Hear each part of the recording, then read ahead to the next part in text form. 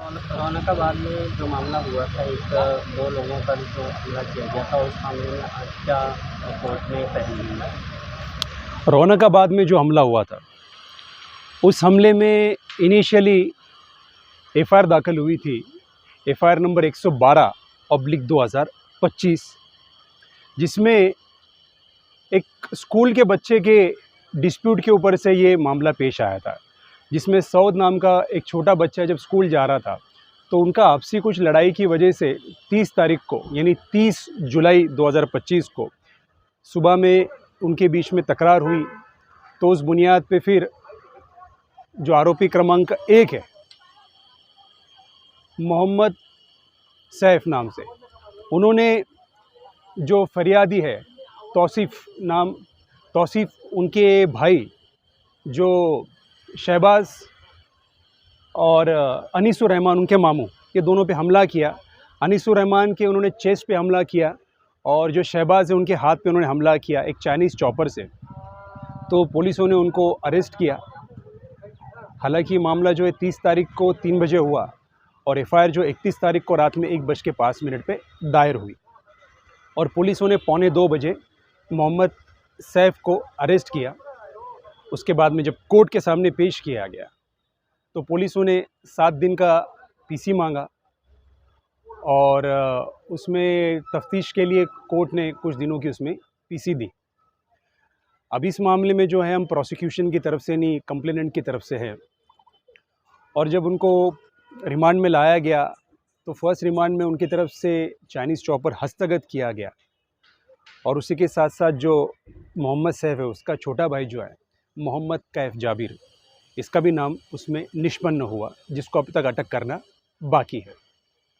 इस मामले में अगर देखा जाए तो जब इन पर हमला हुआ तो फ़ौरन जो अनीसुर रहमान जो उसके मामू हैं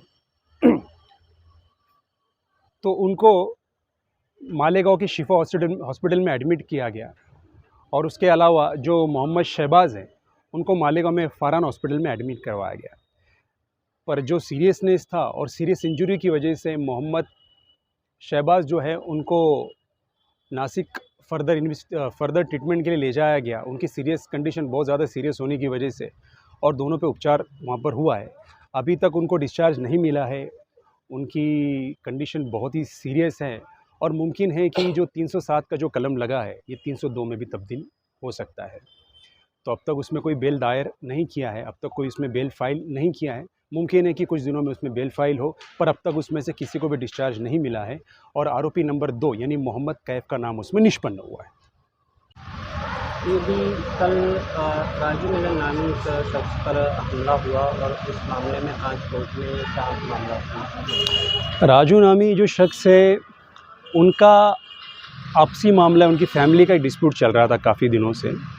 20/7/2025 को जब ये उनके होटल पर जब थे तो उस वक्त आपसी रिलेटिव्स के बीच में कुछ उनके तकरार और कुछ तनाज़ा हुआ। उसी बात को दिल में रख कर राजू मिलन का ऐसा कहना है कि जो खलील जुम्मन साहब हैं उन्होंने और उनका जो बेटा है जमशेद जुम्मन, इसने उन पर जानलेवा हमला किया और उनको मारने की कोशिश की। पर अगर यही हकीकत होती तो फिर उसमें खलील जुम्मन साहब का नाम कहीं भी एफआईआर में दर्ज नहीं किया है और न ही उनके ख़िलाफ़ में कोई एलिगेशन है। और जब हमने पूरी मालूमात ली तो खलील जुम्मन साहब के जो भी डॉक्यूमेंट्स थे उससे पता चलता है कि उस वक्त तो मालेगांव में थे ही नहीं, वो आउट ऑफ मालेगांव थे और उनको बस एक साजिश के तहत इसमें फंसाया जा रहा है। और अगर इनके पुराने तनाज़े थे, अगर 20 तारीख को इनके बीच में कहाँ सुनी हुई थी, 20 जुलाई को, तो उस टाइम कोई पुलिस कंप्लेंट की, कोई फ़रियाद दाखिल की? कोई फ़रियाद नहीं, कोई पुलिस कंप्लेंट नहीं, ना ही कोई एनसी दायर की गई। इससे पता चलता है कि इनके आपसी तनाज़े हैं और आपसी तनाव की वजह से प्रॉपर्टी डिस्प्यूट है। ये प्रॉपर्टी डिस्प्यूट को ये क्रिमिनल मैटर में कन्वर्ट किया गया है और अगर देखा जाए तो वो डिस्चार्ज भी हो चुके हैं। उसी के साथ साथ जो इस्तेमाल किए गए वेपन्स है वो और कुछ नहीं बल्कि एक वुडन स्टिक है, लकड़ी डंडे से उनके दोनों पैर पर और दोनों हाथ पर मारा गया। उसके अलावा 3 लोग उसमें निष्पन्न हुए। गैलेक्सी नाम का एक बंदा है, एक मुजाहिद नाम का एक और एक कुरैशी नाम का एक बंदा है। टोटल 4 आरोपी इसमें अब तक निष्पन्न हुए हैं, जिसमें से जमशेद को अटक की गई है और जमशेद का भी एमसीआर हो चुका है।